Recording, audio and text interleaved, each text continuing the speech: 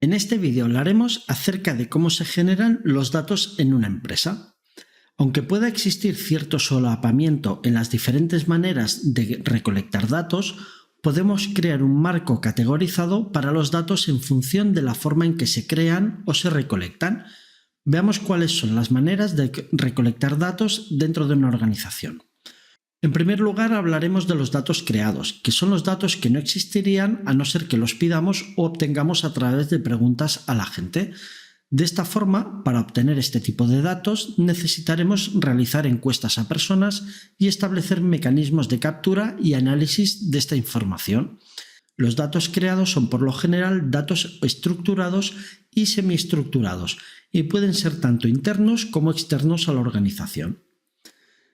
En segundo lugar, hablaremos de los datos provocados, que los datos provocados de alguna manera son también datos creados, pero estos datos son obtenidos de una forma pasiva. Por lo general, se espera a que las personas expresen una opinión sobre la experiencia que han tenido acerca de un producto o servicio, pero sin pedirles que lo hagan. Un buen ejemplo de todo esto serían los sistemas de evaluación que encontramos en los comercios electrónicos, donde puedes valorar el producto en base a un número determinado de estrellas. En tercer lugar, tenemos los datos transaccionales, que son los datos que se generan cada vez que un cliente, por ejemplo, realiza una compra.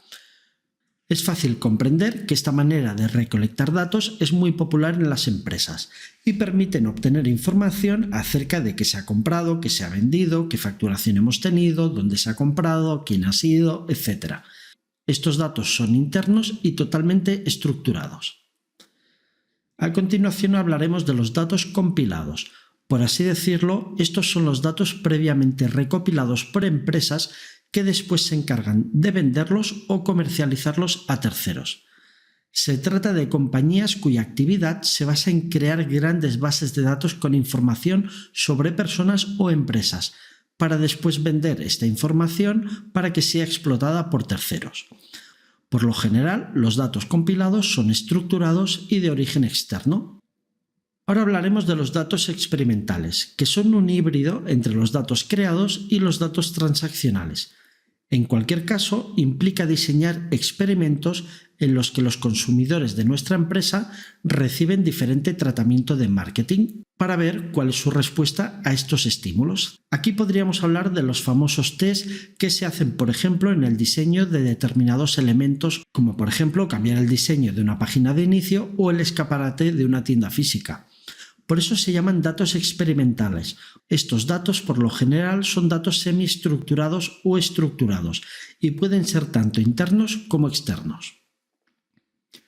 A continuación hablaremos de los datos capturados, que son datos que tienen mucho que ver con los datos recogidos de forma pasiva sobre el comportamiento de las personas y máquinas, generados a través del uso de dispositivos y aplicaciones web, pero de los que como usuarios no somos conscientes de que los estamos creando. Ejemplos de este tipo de datos son los datos del GPS del móvil, aprovechados para desarrollar aplicaciones sobre tráfico, o los datos sobre búsquedas que realizamos en Google, o sensores que miden nuestro comportamiento como las pulseras inteligentes. Estos datos que generamos son generalmente desestructurados y generados interna o externamente en las organizaciones. Y por último hablaremos de los datos generados por usuarios, que son datos que tanto personas como empresas generan de forma consciente. Incluye tanto comentarios en foros, redes sociales, blogs, cambios en páginas web, etc. Se trata de datos desestructurados y generalmente externos a la empresa. Espero que este vídeo te haya sido de utilidad y nos veremos en el próximo, en el que hablaremos de bases de datos.